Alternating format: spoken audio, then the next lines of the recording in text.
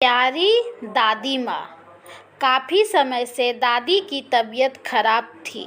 घर पर ही 2 नर्स उनकी देखभाल करती थी। डॉक्टरों ने भी अपने हाथ उठा दिए थे और कहा था कि जो भी सेवा करनी है कर लीजिए। दवाइयाँ अपना काम नहीं कर रही है। पति पत्नी ने काम में हाथ बटाने के लिए घर में बच्चों को हॉस्टल से वापस बुला लिया। दोनों पति पत्नी काम पर चले जाते। दोनों बच्चे बार बार अपनी दादी को कमरे में देखने जाते। दादी ने आंखें खोली तो बच्चे दादी से लिपट गए। दादी, पापा कहते हैं कि आप बहुत अच्छा खाना बनाती हैं। हमें हॉस्टल का खाना अच्छा नहीं लगता। क्या आप हमारे लिए खाना बनाओगी? नर्स ने बच्चों को डांटा और बाहर जाने को कहा। अचानक से दादी उठी और नर्स पर बरस पड़ी। आप जाओ यहाँ से। मेरे बच्चे को डांटने का हक किसने दिया है? खबरदार अगर बच्चों को डांटने की कोशिश की। कमाल करती हो आप। आपके लिए ही तो मैंने बच्चों को मना किया। बार बार आते हैं आपको देखने और डिस्टर्ब करते हैं। आराम भी नहीं करने देते। अरे इनको देखकर मेरी आँखों और दिल को कितना आराम मिलता है तू क्या जाने। ऐसा कर, मुझे ज़रा नहाना है। मुझे बाथरूम तक ले चल। नर्स हैरान थी। कल तक तो दवाइयाँ काम नहीं कर रही थी और आज ये चेंज सब समझ के बाहर था।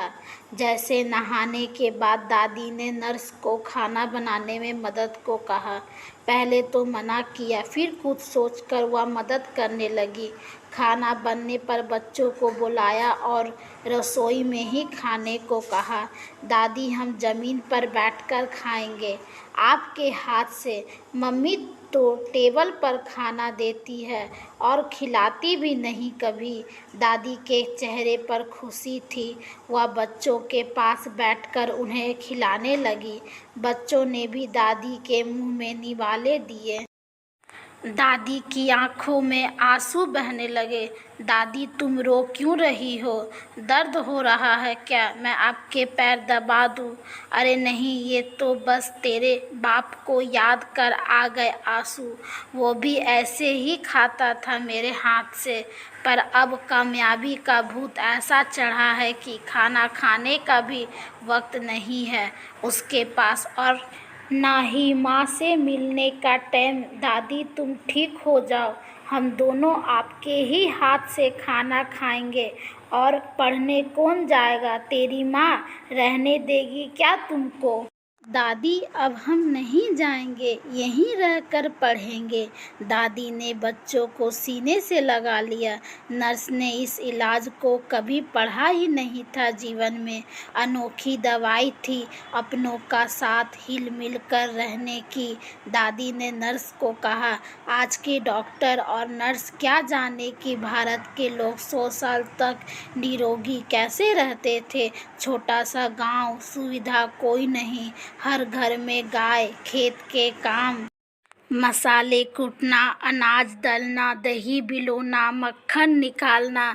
एक घर में कम से कम 20 से 25 लोगों का खाना बनाना, कपड़े धोना। कोई मिक्सी नहीं, वॉशिंग मशीन नहीं या कुकर, फिर भी जीवन में कोई रोग नहीं। मरते दिन तक चश्मे नहीं और दांत भी सलामत। ये सभी केवल परिवार का प्यार मिलने से होता था।